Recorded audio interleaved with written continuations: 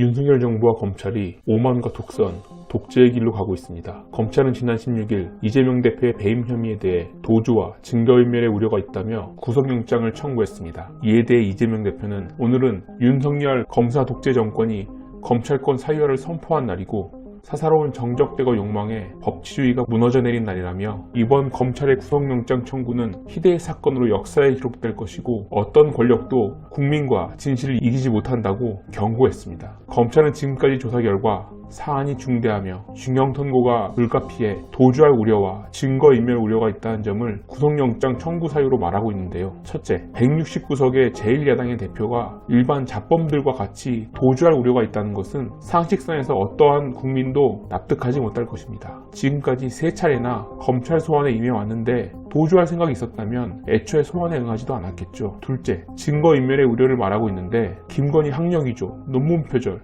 도이치모터스 주가 조작, 윤석열 장모 최은순 씨의 공흥지구 특혜 등은 단 한 번 제대로 된 수사도 안 했던 것과 달리 검찰은 성남시청, 성남도시개발공사, 아시아디벨로퍼 등 수십 곳을 압수수색했습니다. 그렇다면 오히려 증거 조작과 인멸의 우려는 모든 자료를 다 이미 가지고 있는 검찰한테 있는 것 아닌가요? 그럼에도 불구하고 검찰은 이재명 대표를 배임 혐의로 구속영장 청구한 것입니다. 셋째로 검찰이 이재명 대표를 배임이라고 보는 이유도 정말 말이 안 됩니다. 먼저 검찰은 성남도시개발공사가 대장동을 통해 환수할 수 있었던 적정이익을 전체 개발이익의 70%인 6,725억이라고 보고 있습니다. 그런데 여기서 왜 70%인가에 대한 근거는 전혀 없습니다. 그냥 70%는 공익환수하는 게 적정했다는 겁니다. 그리고 이재명 전 성남시장이 공익환수한 금액이 5,503억이 아니라 1,830억이고 그래서 적정이익의 70%인 6,725억 빼기 1,830억 해서 4,895억이 배임 혐의 액수라는 겁니다. 먼저 대장동 사업은 제가 지난 영상에서도 정리해드린 것과 같이 5,503억 원을 공익환수한 민관 공동개발의 우수 사례라고 할 수 있습니다. 특히 대장동 사업이 5,503억을 환수했다는 사실은 이미 대법원을 통해 2020년도에 확정된 사안입니다. 대법원은 2020년 7월 16일 판결문에서 선고 공보물에 기재한 대장동 도시개발 사업과 관련하여 개발이익금 5,503억 원을 시민의 몫으로 환수하고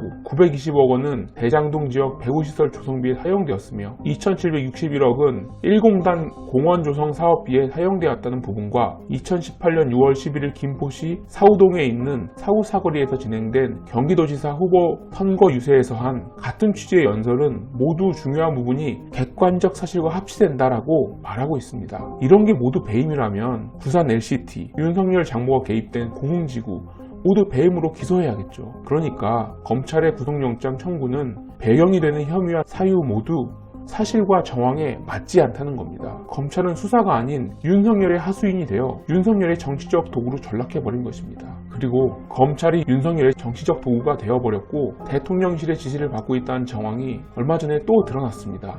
검찰이 지난 16일 이재명 더불어민주당 대표에 대한 구속영장을 청구한 것과 관련해서 대통령실의 한 고위 관계자가 주간조선에서 다음과 같은 얘기를 한 것인데요. 민주당에서 이재명 대표 방탄을 치면 치는 대로 검찰의 구속영장 청구는 한 번으로 끝나지 않을 것이다. 그러니까 국회에서 체포동의안을 부결하면 또다시 계속해서 검찰이 구속영장을 청구하겠다는 말입니다. 그런데 이 말이 검찰이 아닌 대통령실 관계자로부터 나왔다는 점이 정말 어이없는 일인데요. 중립을 지켜야 할 대통령실이 대놓고 검찰에 영장 지휘를 하고 있는 것입니다. 해당 발언은 대통령실의 공식 입장이 아니라고 부정했지만 그러면서 정작 주간조선에 대한 정정 요청은 하지 않았는데요. 언론에 은근슬쩍 흘려놓고 여론을 선동하려는 의도가 있는 것으로밖에는 해석되지 않습니다. 중요한 것은 대통령과 그 측근들이 검찰의 수사에 대해 간접적으로 지침을 하다라고 검찰의 무소불위의 권력을 사용해서 자기들 입맛대로 무리한 수사를 지휘하고 있다는 것입니다.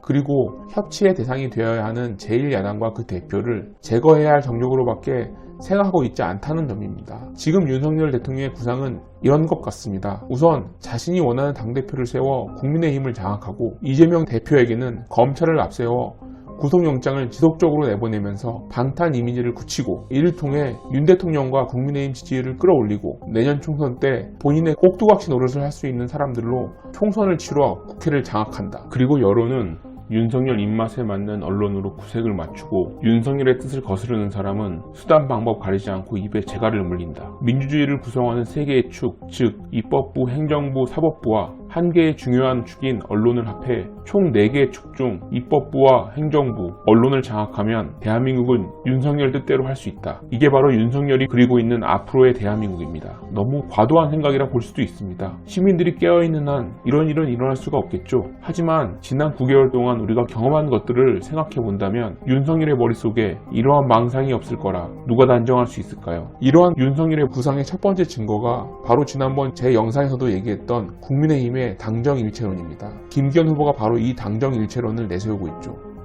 게다가 국민의힘은 한술 더 떠서 윤석열 대통령을 명예 당대표로 추대할 수 있다고 말하고 있습니다.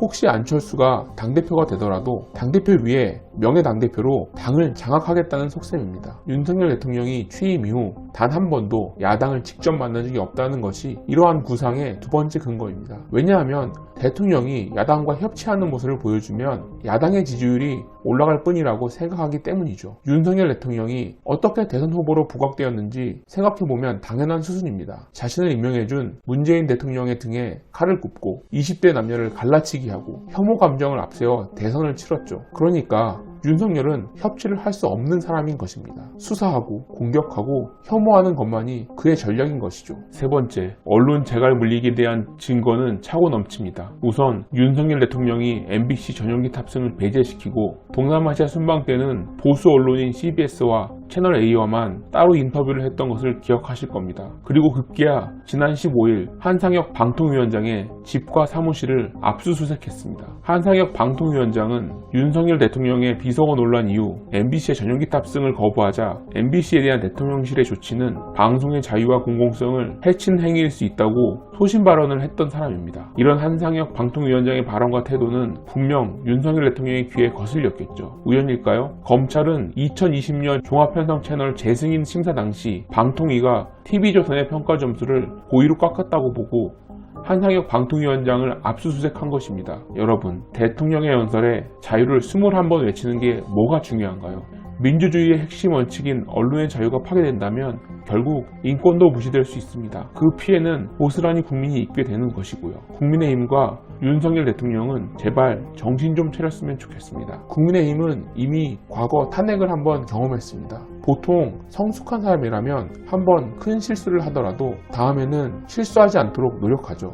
그런데 국민의힘은 아직도 지난 탄핵을 통해 배운 것이 없나 봅니다. 그래서 앞으로 국민의힘과 윤석열 대통령의 시간도 많이 남지 않은 것 같습니다. 오늘 내용은 여기까지입니다. 긴 영상 시청해주셔서 감사합니다. 유익하셨다면 구독과 좋아요 한 번씩 눌러주시기 바랍니다. 이상 기억해야 할 뉴스였습니다.